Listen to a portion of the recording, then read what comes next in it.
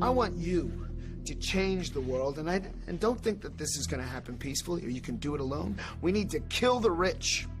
You get out there, you use your weapons, and you rip Washington apart. You hunt down the billionaires, the bank bosses, the CEOs, the scumbags, and the liars, the governors, the lobbyists, the senators, because they're all the same, and you hang them. Good morning, everyone. And by the time you get it, though, so good afternoon, everyone. It's May 10th, 2020. And I'm Eric. How's everyone doing this afternoon? And happy Mother's Day to any of you mothers that may watch. I do believe a few female subscribers, so shout out to you. Before I get started, I'm going to talk about the emails I've been receiving. And talk about some of the subject content in these emails. We have a few things to cover today, like where the fuck did Mike Pence go? So, anyway, the emails.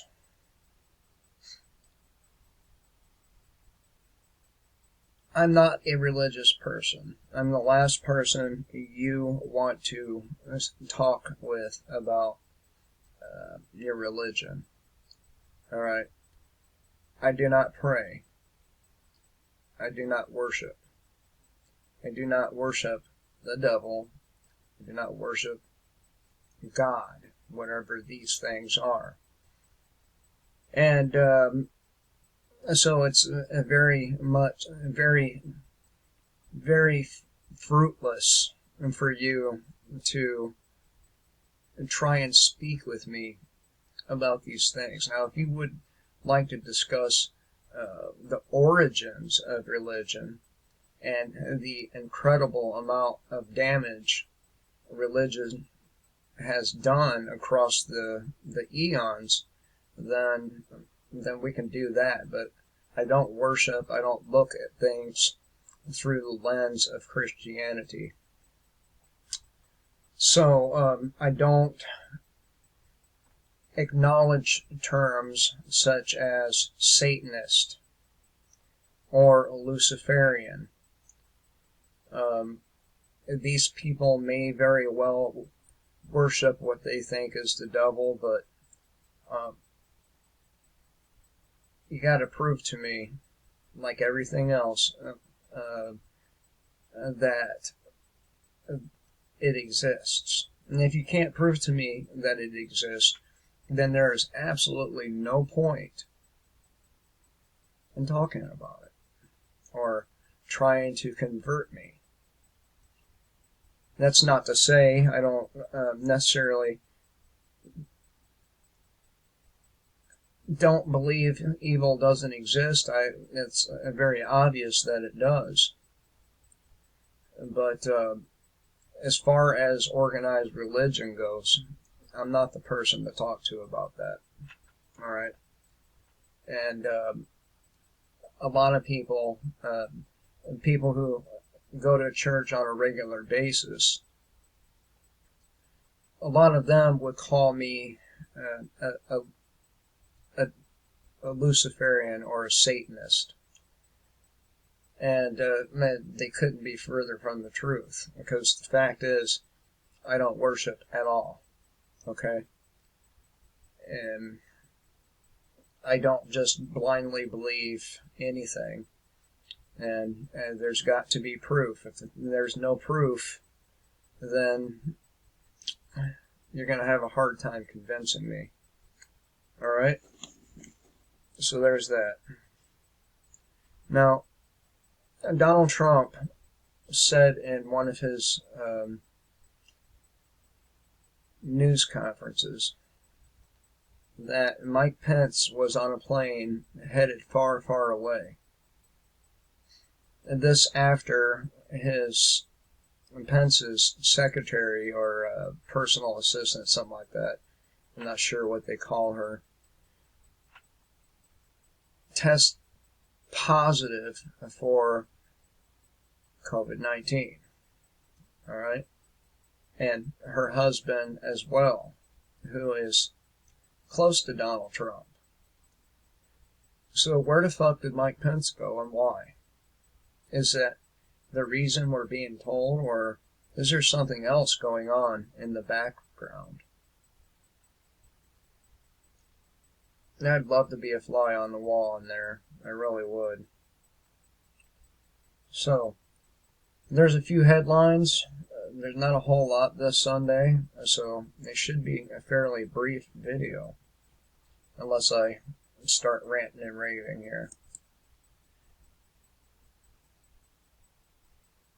So, according to German intelligence, China asked WHO to delay pandemic announcement, deny human-to-human transmission, among other things. So, yeah, it is what it is. Wuhan lab hacks reveals unreported COVID-19 cases. Evidence records were deleted.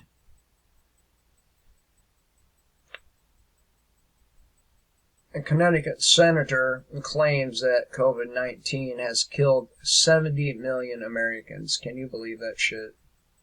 That's a straight-up bald-faced lie if I've ever seen it.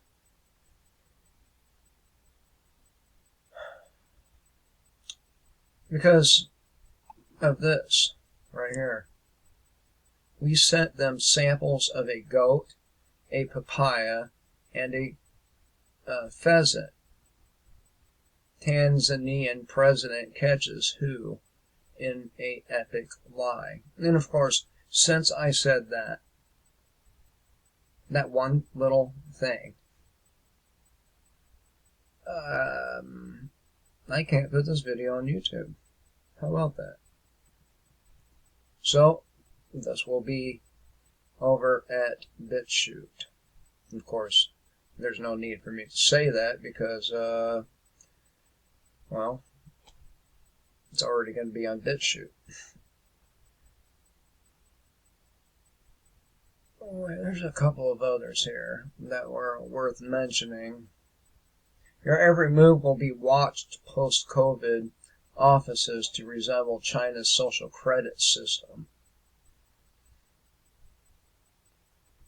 I don't know who wrote this, but come on, man. Come on. And we're long past this here. It's too late for that.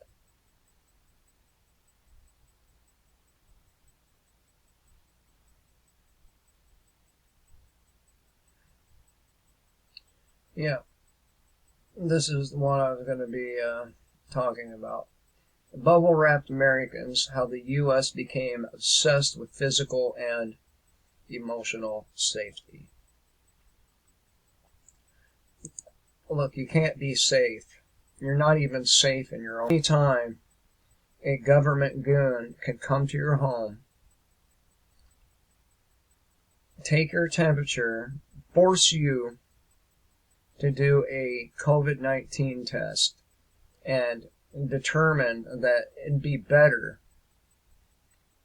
if you were taken out of that house and put somewhere more appropriate.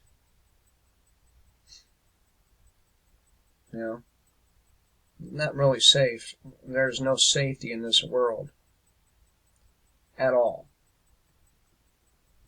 This comes from ammo.com. In America, we say if anyone gets hurt, we will ban it for everyone, everywhere, for all time. And before we know it, everything is banned.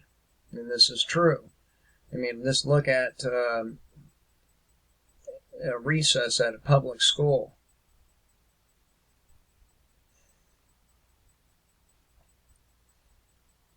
It's a common refrain. We have bubble wrapped the world. Americans in particular are obsessed with safety. And this is where the balls of America's men have gone. The simplest way to get any law passed in America, be it a zoning law or a sweeping reform of the intelligence community, is to invoke a simple sentence: a kid might get hurt.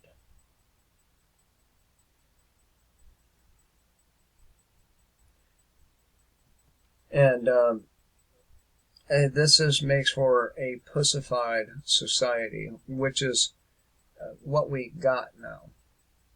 When I was a kid, I took all kinds of beatings from people, man. And, I'm still alive. I took all kinds of shit from people. I'm still alive. The emotional safety part, physical and emotional safety. I mean, I took a lot of shit from people, alright? And took a lot of beatings. And I'm not out with a badge or running for office or anything like that because I feel the need to control other people as a result of my shitty childhood. I took the lumps and got over it. And until some of you people out there do that, get over it, you're going to be stuck. You're going to be stuck in one spot. And you can't move forward until you get over it. And that goes for any kind of abuse, whether it be sexual, physical, emotional. Until you get over it, you're stuck. That's really the truth of the matter, and no trigger warnings or safe spaces can keep you from facing yourself. Eventually, you're going to have to, and it can go a good way, and this is all up to you, or a bad way. And I've come to terms with all the fucked up things I've done in my life, and I've come to terms with all the fucked up shit that's happened in my life. And now it's all good. So why are Americans so obsessed with safety? What is the end game of those who would bubble wrap the world, both physically and emotionally?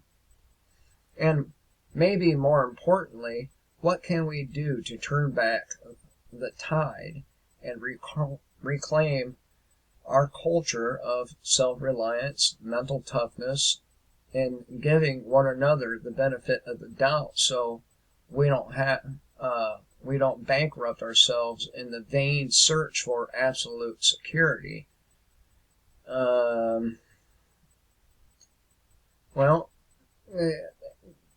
We don't have to do anything because we are being plunged into an economic depression that the world hasn't seen yet, at least not in modern times, and it's going to have a major impact on the way we live, and there ain't going to be money for helmets and bubble wrap, people. You're going to see a lot of ugly shit. You may end up being wrapped up in some of that ugly shit. Now, I'm not trying to scare anybody, but that's the truth of the matter. Because eventually they're going to be people freaking the fuck out over these assholes going door to door. They're going to be freaking the fuck out because there's no food in the grocery store. They're going to be freaking the fuck out because that check isn't going to do anything for them. They're going to be freaking the fuck out because their 40 hours they just put in, if they're lucky enough to have a job, the money is worthless because there's nothing there to buy.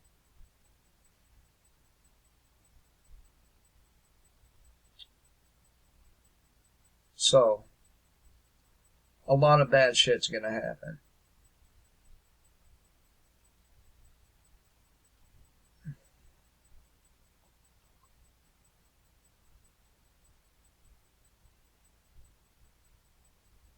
Like this.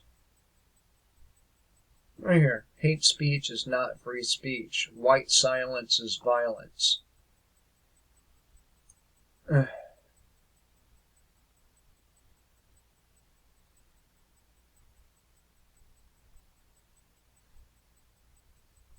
they're right about this here. In the other direction, the definition of hero has been expanded to mean just about anything. Every teacher, firefighter, and police officer is now considered a hero. Well, here's the thing is I do downplay and minimize their roles in our society. They're just sheep, just like everybody else. They happen to be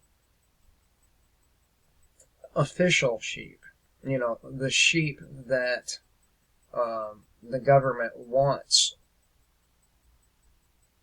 under their wing. So, again, we cannot bubble wrap and put helmets on everybody, and there's not going to be any money to do that. Your municipal governments are going to collapse. Your county governments, your city, your state governments are going to collapse.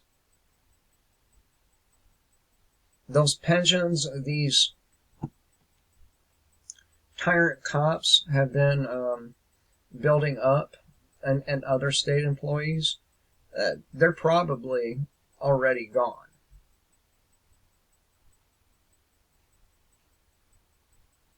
If they're not gone yet, they will be gone, and that's when you start having a breakdown of, I don't know, social law enforcement services, right?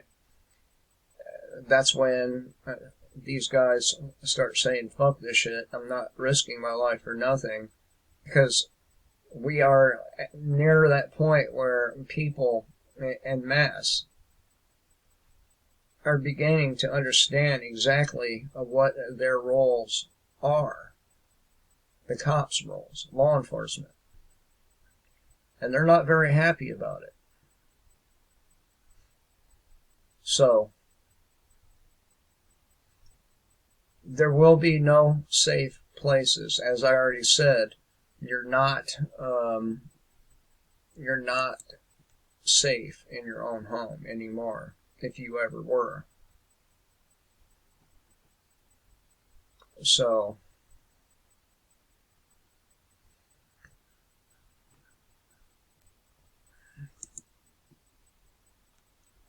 and before I go here, I want to talk to you about natural law and man's law.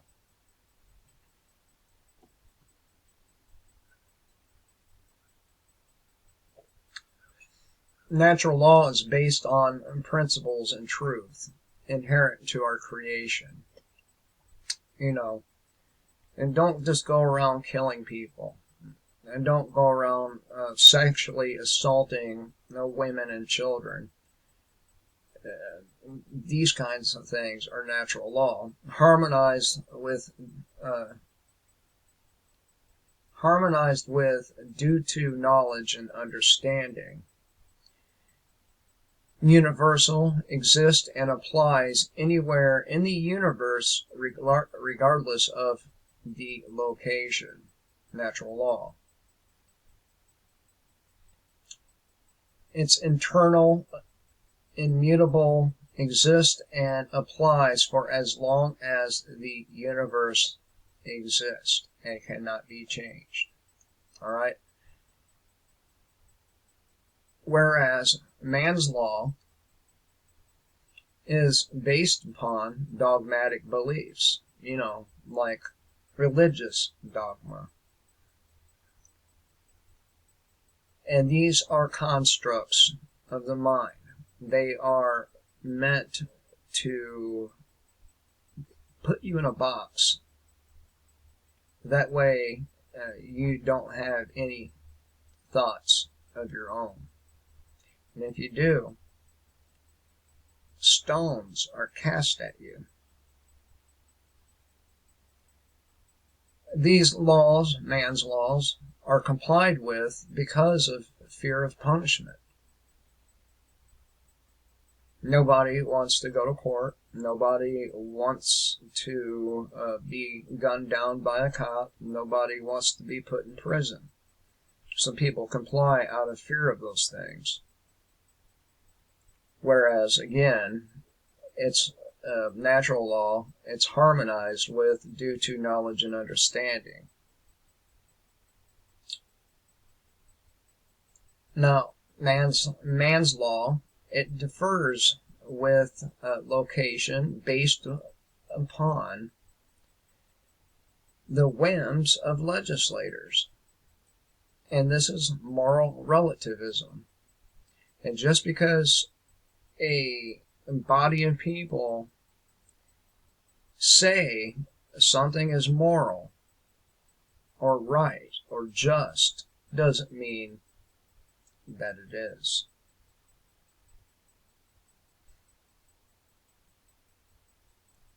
Man's law changes with time, based again upon the whims of legislators. Look at the alcohol prohibition. One day, people were felons, criminals, any other derogatory thing you can come up with to describe these people. And the next day, they were upright, outstanding American citizens. So,